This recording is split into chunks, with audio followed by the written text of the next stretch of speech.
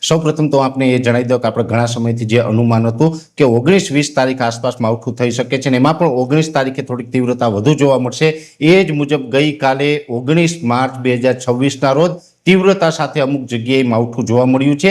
જો કે ગઈકાલે જે માવઠું પડ્યું છે એમાં વિસ્તારોની દ્રષ્ટિએ ઘણા બધા વિસ્તારોને આવરી લીધા છે, જેમાં સૌરાષ્ટ્ર, કચ્છ, ઉત્તર ગુજરાત, મધ્ય ગુજરાત સહિતના અનેક વિસ્તારોની અંદર માવઠું જોવા મળ્યું છે। એ અસ્થિરતા છે એ આપણે જે ઉત્તર ભારત ઉપરથી પહાડો ઉપરથી જે વેસ્ટર્ન ડિસ્ટર્બન્સ પસાર થતા હોય ને એને જે ટ્રફ ગુજરાત સુધી લંબાયો હતો અને એ સાથે ઊંચા તાપમાનને કારણે જે આ એક અસ્થિરતા બની હતી ને એ અસ્થિરતાને કારણે આપણે ગઈકાલે માવઠું પડ્યું છે। જો કે અસ્થિરતા અત્યારે આપણા ઉપરથી પસાર થઈ ચૂકી છે।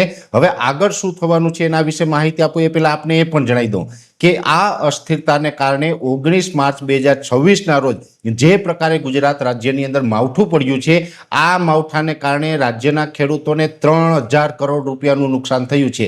3000 કરોડ રૂપિયા એટલે ઉનાળુ પાકની અંદર ઓછા ન કહી શકાય, જેમાં પણ ખાસ કરીને અનેક જગ્યાએ પવનને કારણે ઘઉંનો પાક જે લેવાનો બાકી હતો એ તૈયાર થયેલો ઘઉંનો પાક છે એ પવન અને વરસાદને કારણે ઢળી પડ્યો છે।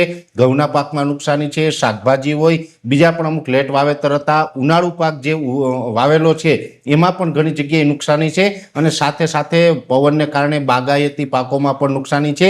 બાગાયતી પાકોમાં આંબાના પાકને સૌથી વધારે નુકસાન છે અને બીજા પણ બાગાયતી પાકોની અંદર નુકસાન છે। એટલે ઓલ ઓવર ગુજરાતની અંદર ગઈકાલે એક જ દિવસની અંદર પવન સાથે માવઠું થયું એને કારણે 3000 કરોડ રૂપિયાનું નુકસાન છે। તો આ નુકસાનીનું તાત્કાલિક સર્વે થવું જોઈએ, સર્વે કરી અને જે ખેડૂતોને નુકસાની હોય એવા ખેડૂતોને આ નુકસાનીનું વળતર છે એ મળવા પાત્ર છે જે સરકારે આપવું જોઈએ, આ મારી ખાસ અપીલ છે।